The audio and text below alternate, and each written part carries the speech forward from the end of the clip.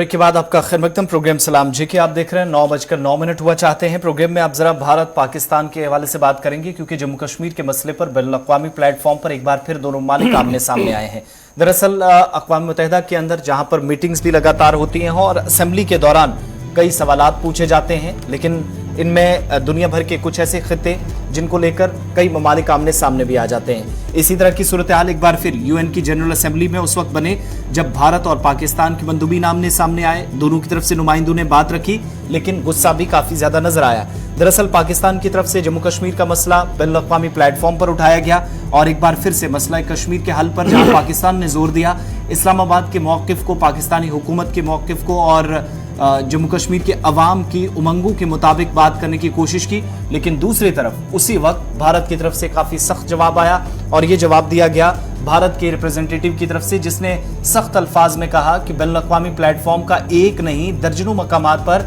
पाकिस्तान की तरफ से गलत इस्तेमाल किया गया है, जिसका नाजायज फायदा एक बार फिर से उठाया गया और जम्मू कश्मीर के ताल्लुक से पाकिस्तान को कोई भी हक बात करने का नहीं है। उस वक्त जब भारत सरकार का भी मौक़िफ़ पेश किया गया और भारतीय नुमाइंदे की तरफ से, या जो रिप्रेजेंटेटिव थे उनकी तरफ से बात रखते हुए एक बार फिर जहां एक तरह से ये भी कहा जाए कि एक दूसरे के आमने सामने जबरदस्त अल्फाज का इस्तेमाल हुआ, एक दूसरे पर गुस्से का भी इजहार करने की कोशिश की गई असेंबली के अंदर। और न सिर्फ इस प्लेटफॉर्म को जहां दोनों की तरफ से जम्मू कश्मीर पर बात रखी जा रही थी, पाकिस्तान पर इल्जामात भारत ने तय कर दिए, बल्कि ये कहा कि झूठ फैलाकर प्रोपेगेंडे के तहत, बाकायदा एक प्रोपेगेंडा के तहत एक मुल्क की छवि को खराब करने की कोशिश है, जिसे किसी कीमत पर इजाजत नहीं दी जाएगी। इतना ही नहीं, गुज़श्ता 2-3 बरसों में उठाए गए इक़दामात पर भी भारतीय मंदूब की तरफ से नजर दौड़ाई गई, बल्कि उस पर रोशनी डाली गई और यह भी कहा कि सरकार की इक़दामात ही के सबब ये मुमकिन हो पाया है कि सारी चीजें दुरुस्त हुई हैं और जम्मू कश्मीर भारत का अटूट हिस्सा कहकर पाकिस्तान पर जवाबी हमला इशफाक इस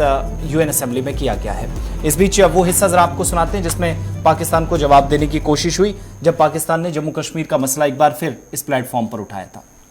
Also thank all the briefers today for their remarks, and I also thank the Russian delegation for calling this for this ARIA meeting focusing on the economic challenges that face the representative of Pakistan has yet again made unwarranted references to Jammu and Kashmir. Jammu and Kashmir, let me repeat once again for his benefit, remains an integral and inalienable part of India. Pakistan's desperate attempts to peddle falsehoods and a bad habit of abusing the sanctity of multilateral forums deserves our collective contempt. I am taking the floor today to exercise India's right of reply to respond to Pakistan's continued abuse of this august assembly. As we meet today to discuss this extremely important topic of UN Security Council reforms,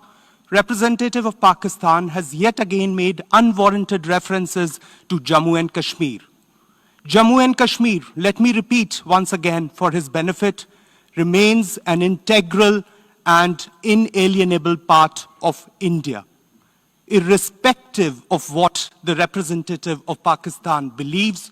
or covets. Pakistan's desperate चलिए, भारत और पाकिस्तान के ताल्लुक से बात हो रही है तो बात जरा, चूंकि भारत और पाकिस्तान आमने सामने आए, दहशतगर्दी का मामला उठा, जम्मू कश्मीर की बात हुई, तो दिल्ली की उस कॉन्फ्रेंस का भी जिक्र करते चले जिसका आज आखिरी दिन है। कल दरअसल नो मनी फॉर टेरर, दहशतगर्दी के लिए कोई पैसा नहीं, कैसे पैसा इस्तेमाल होता है, कैसे बदअमनी फैलाई जाती है, इस मौजू पर कॉन्फ्रेंस का जब आगाज हुआ तो वज़ीर आज़म मोदी की तरफ से बात रखी गई, वज़ीर दाखिला ने अपनी बात रखी और भारत की दहशतगर्दी मुखालिफ जो जंग है उस पर भी नजर दौड़ाने की कोशिश की। लेकिन 2-3 बड़ी बातें जो वज़ीर आज़म की तरफ से अपने खिताब के दौरान कही गई, एक कि उन तमाम लोगों को जो किसी भी तरीके से दहशतगर्दों की मुआवनत करते हैं, उन्हें फंडिंग देते हैं, लॉजिस्टिक सपोर्ट प्रोवाइड करते हैं, उन्हें पनाह देते हैं, उन लोगों को सबसे पहले उनकी शनाख्त करने की जरूरत पर जोर दिया गया। और आलमी बरादरी का इस वक्त सबसे बड़ा रोल इसमें यह होना चाहिए, बकौल नरेंद्र मोदी, कि दुनिया भर के तमाम ममालिक जो हैं वो इसमें कम से कम अपना रोल प्ले इस तरीके से करें कि आतंकवाद का या दहशतगर्दी का नेटवर्क तोड़ने के लिए या जो खात्मा करना है उसके लिए बिला किसी ताखीर को फौरी तौर पर इकदामात उठाने की जरूरत है। पहली बात उनकी तरफ से ये कही गई। दूसरा,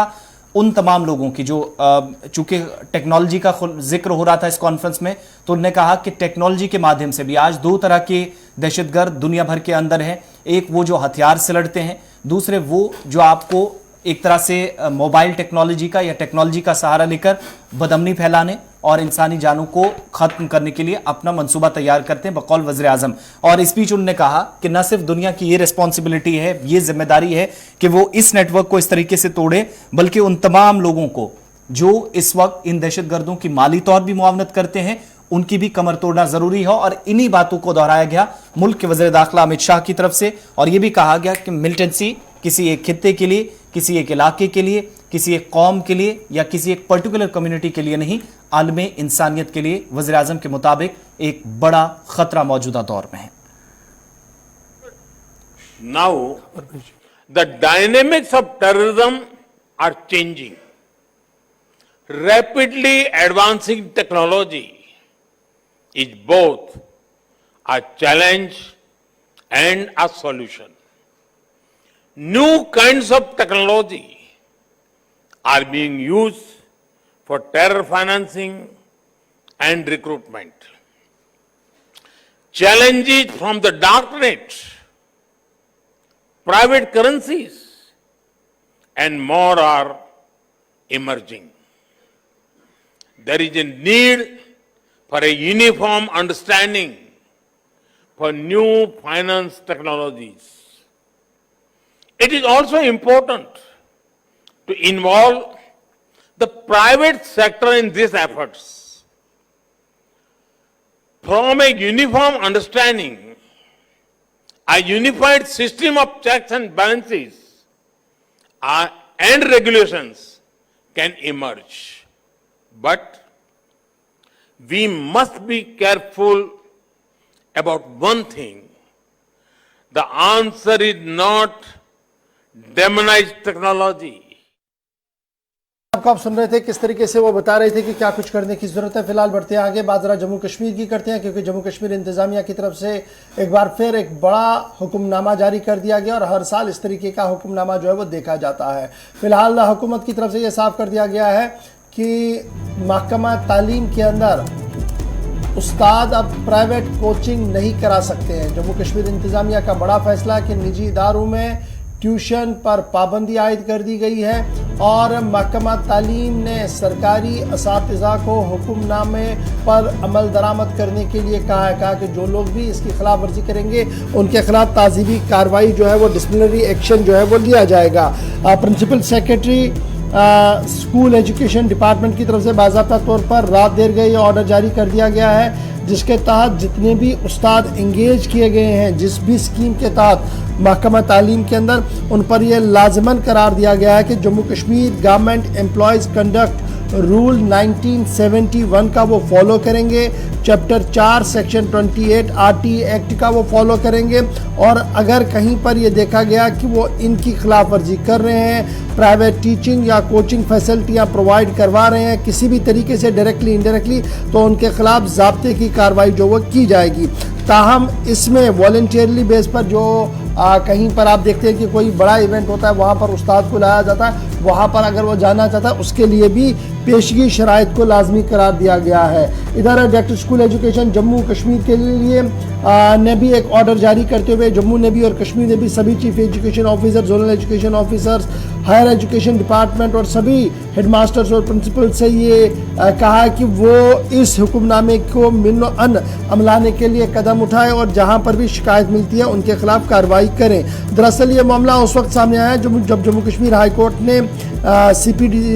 WPC 10/2021 जो Farooq Ahmad versus union territory Jammu Kashmir and others था, 31 मार्च 2021 को जो ऑर्डर आया था उसी सेपरेट ऑर्डर के पेश नज़र में इस हुक्मनामे को जो है वो तैयार किया। सीधे श्रीनगर चलेंगे, हमारे साथ सईद रूफ फारूकी इस वक्त ज्वाइन कर चुके हैं। सईद, बहुत शुक्रिया जी ज्वाइन करने के लिए। इससे पहले भी हमने देखा था कि हुकूमत ने सरकारी टीचरों पर यह पाबंदी आयद की थी कि वो किसी भी तरह से प्राइवेट ट्यूशन्स नहीं चलाएंगे क्योंकि इनसे दरसी निज़ाम जो स्कूलों का है वो मुतासिर हो रहा है और सरमा के अंदर भी इस तरीके का निज़ाम जो है वो नहीं चला सकते हैं। किस तरीके से टीचर इसको देख रहे हैं और ओवरऑल रिएक्शन अवाम का इस पर क्या कुछ है?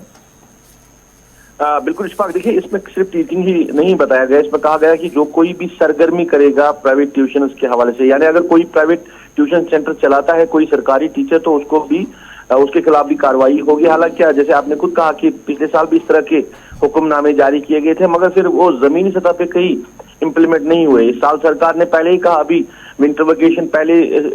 से पहले ही कहा कि जो गवर्नमेंट टीचर है वो प्राइवेट इदारों में यानी प्राइवेट ट्यूशन सेंटर में ना जाए और वहां पे अपने फराइज अंजाम नहीं दे, ना पढ़ाए या बाकी कोई एक्टिविटी ना करे। मगर जो यहाँ के, चाहे हम कॉन्ट्रैक्ट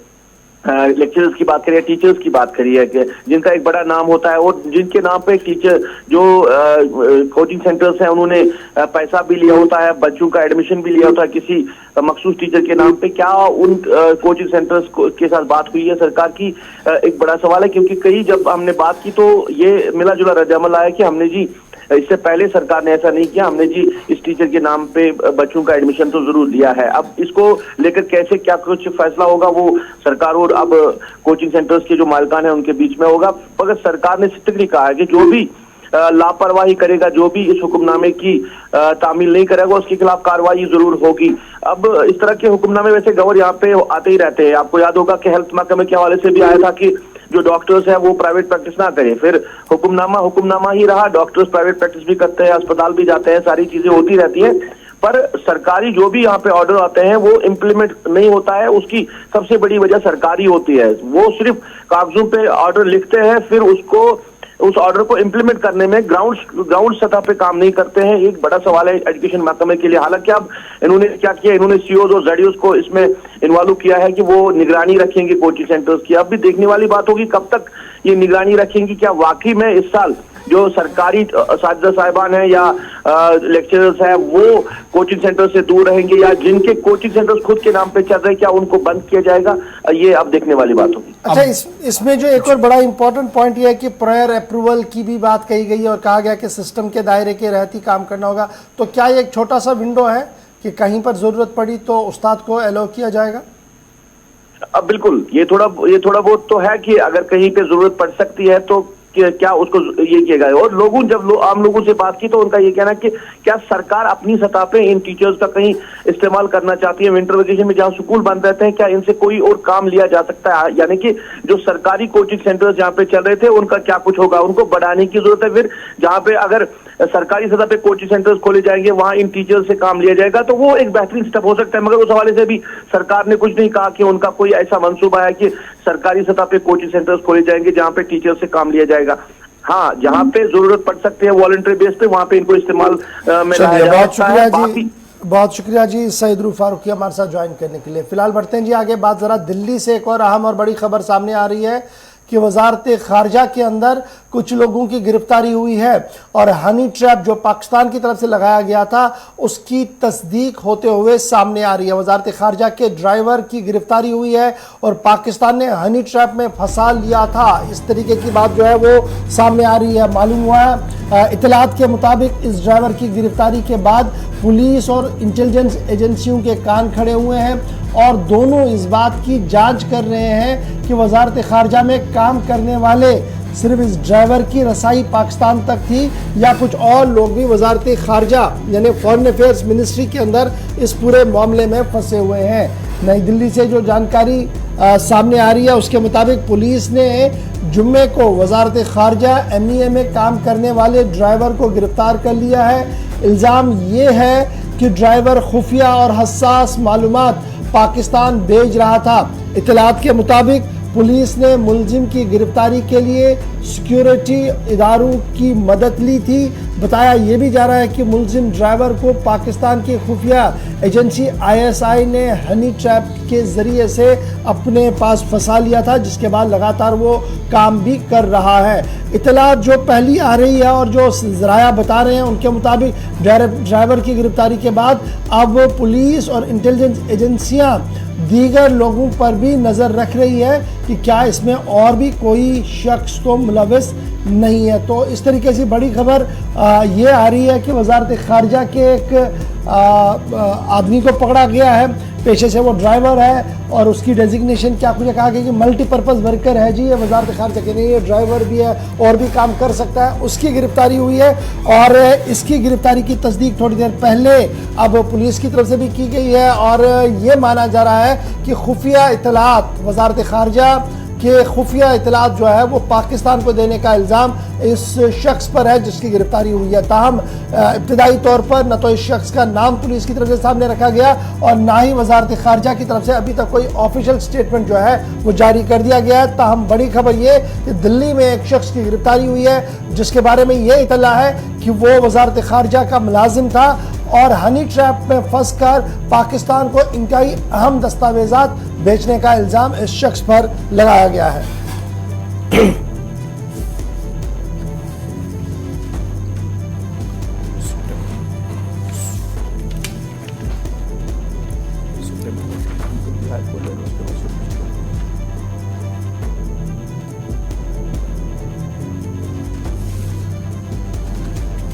दिल्ली ब्रेकिंग।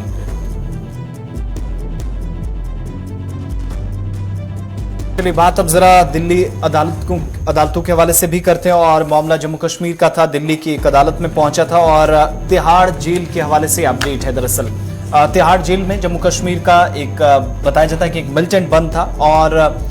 इस बीच अदालत के अंदर केस पहुंचा था कि उसे श्रीनगर मुंतकिल किया जाए। लेकिन जो अब अदालत ने कहा है वो भी जरा आपको पढ़कर सुना देते हैं कि अदालत की तरफ से जो इस पर जजमेंट आया है और सिक्योरिटी का क्या रीजन दिया गया है, सिक्योरिटी का जो हवाला दिया गया है। एक तो तिहाड़ जेल में ये जो शख्स बंद था इसको श्रीनगर मुंतकिल करना आसान नहीं और अदालत ने तिहाड़ जेल से श्रीनगर जेल मुंतकिल करने से इसे इनकार कर दिया। पहली बात, यूएपी के केस में उम्र कैद की सजा काट रहा है, जैश मिलिटेंट है और सिक्योरिटी का हवाला देते हुए अदालत की तरफ से कहा गया कि ये सिक्योरिटी रिस्क है और इस बुनियाद पर इसे यहां से श्रीनगर शिफ्ट नहीं किया जा सकता। 66 साल का जैश से वाबस्ता शख्स बताया जाता है कि अब्दुल मजीद बाबा, इसकी शनाख्त और यूएपीए के तहत इस पर केस दर्ज है, उम्र कैद की सजा है। सेंट्रल जेल तिहाड़ में दिल्ली के अंदर काफी वक्त से अपनी सजा काट रहा है, लेकिन अब कहा जा रहा था कि इसे सेंट्रल जेल श्रीनगर मुंतकिल किया जाए। सेहत का भी हवाला दिया गया था और बाकी चीजें, लेकिन सेहत की खराबी की दरख्वास्त को रद्द करते हुए अदालत ने साफ कहा, अहले खाना की तरफ से बात रखी गई थी कि दिल्ली में अक्सर वो मिलने से कासिर हैं, मुश्किलात उन्हें आती हैं, दूर है, डिस्टेंस भी बताया गया श्रीनगर से दिल्ली का, तो कई तरह की मुश्किलात मुआशी तौर पर भी आती हैं। लेकिन जस्टिस पूनम ए बांबा जिनने कहा कि दिल्ली जेल के जो कवानीन हैं 2018 साल के, वो ये कहते हैं कि कोई कैदी जिसको रियासती हुकूमत की पेशगी मंजूरी के साथ एक तो हेल्थ बेसिस पे, तिब्बी और इंसानी बुनियादों पर एक जेल से दूसरी जेल मुंतकिल किया जा सकता है। लेकिन बात जहां तक सिक्योरिटी की है तो सिक्योरिटी रिस्क इस एतबार से जस्टिस के मुताबिक नहीं लिया जा सकता और फौरी तौर पर आज यानी तिहाड़ जेल से इस शख्स को 66 साल जिसकी उम्र है, तिब्बी बुनियादों पर जो अहले खाना का हवाला था उसे श्रीनगर मुंतकिल किया जाए, वो करने से इनकार कर दिया है। जस्टिस बांबा की तरफ से ये भी कहा गया कि ऐसे हकाइक या जो कवानीन है उनको सामने रखकर रियासत की तरफ से जो अर्जी गुजार की सेंट्रल ये तिहाड़ जेल में जो बंद था, इस हवाले से श्रीनगर सेंट्रल जेल में सिक्योरिटी रिस्क का जायजा लेने के तहत अगला फैसला लिया जाता है। अगर रियासती हुकूमत की इसमें बराह रास्त मुदाखलत होती है अदालत के मुताबिक, अगर सिक्योरिटी रिस्क ना हो तो उसके बाद अगले फैसले पर सोच विचार किया जा सकता है। लेकिन फौरी तौर पर जो अहले खाना ने कहा था वो नहीं हो सका है और इसके असरात क्या हो सकते हैं कि एक जगह से दूसरी जगह इस मिलिटेंट को या इस तरह किसी कैदी को मुंतकिल किया जाता है, उन असरात और खदशात को भी मद्देनजर रखते हुए अगला फैसला अदालत के मुताबिक लिया जा सकता है। और जो अर्जी गुजार था उसको कोई राहत नहीं मिली, यानी अहले खाना की तरफ से जो अर्जी दायर की गई थी वकील के दलाइल के बावजूद भी अदालत ने क्लियर कर दिया कि सिक्योरिटी रिस्क है और रियासती हुकूमत की भी इसमें मुदाखलत है। चलिए जी, बढ़ते हैं जी आगे। बात दिल्ली हाई कोर्ट के बाद जरा सुप्रीम कोर्ट की भी आपके सामने रखते हैं, क्योंकि सुप्रीम कोर्ट ने भी नए चीफ जस्टिस साहब ने एक और बड़ा फैसला लिया है और अदालतों के अंदर जेर समात केसों में तेजी आए और जो बेल एप्लीकेशंस हैं और शादी ब्याह से मुतल्लिक जो मामलात हैं इन पर तेजी के साथ निपटारा किया जाए। इस सिलसिले में सुप्रीम कोर्ट ने यह फैसला लिया है कि सुप्रीम कोर्ट की बेंच हर दिन 10 बेल एप्लीकेशंस को सुनेंगी, यानी बेल एप्लीकेशंस ऑन प्रायोरिटी ली जाएंगी और कम से कम जो pending cases 3000 pending cases supreme court के अंदर है, मैट्रिमोनियल केसेस है यानी अज़वाजी ज़िंदगी से मुतल्लिक जो केसेस पेंडिंग है, इनको भी हंगामी बुनियादों पर लिया जाएगा बेंच की तरफ से, ताकि इन पर फैसला जो है वो लिया जाए। 13 बेंच है कुल मिलाकर, और उन 13 बेंचों के लिए 10 ट्रांसफर पिटीशन सुनना लाजमी करार दिया गया है, मैट्रिमोनियल डिस्प्यूट्स को सुनना लाजमी करार दिया गया है, और ये हर दिन अब ये दोनों चीज़ें जो है वो 10-10 केसेस जो है वो सुने जाएंगे। फुल कोर्ट की मीटिंग के बाद ये फैसला लिया गया कि जितनी भी ज़ेर इल्तवा ये दोनों केसेस, दोनों तरह की केसेस का मामला है, इनको तरजीही बुनियादों पर लिया जाए, ताकि ये जो एक कसीर तादाद पेंडिंग केसेस की है उसे किसी न किसी तरीके से हल कराकर इसको कम से कम किया जाए। बेंच रेगुलरली देखेंगे जी 20 केस ट्रांसफ़र के,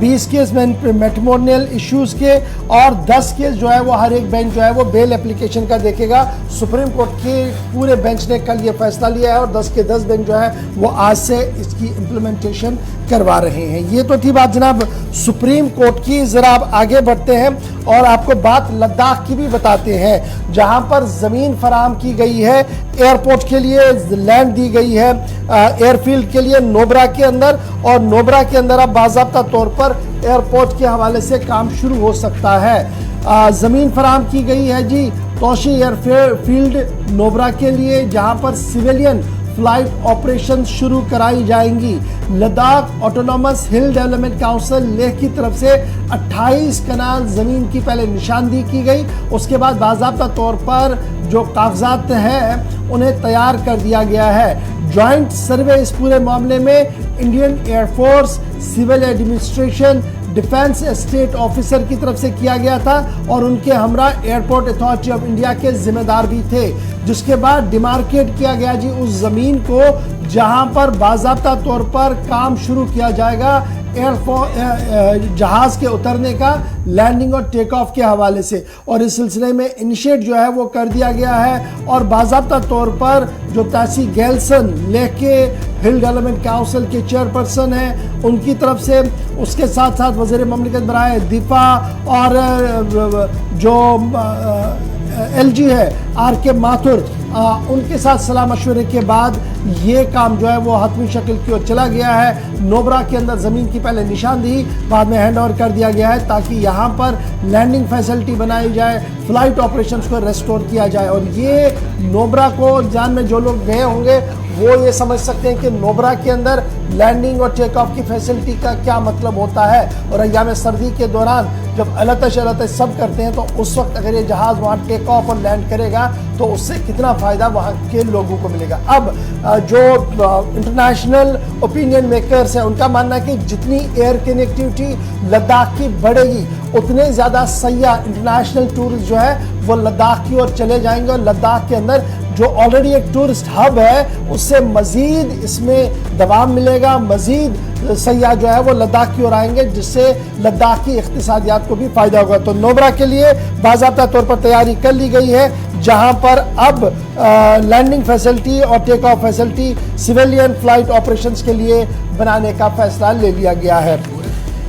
चलिए जी, इसके बाद जरा बात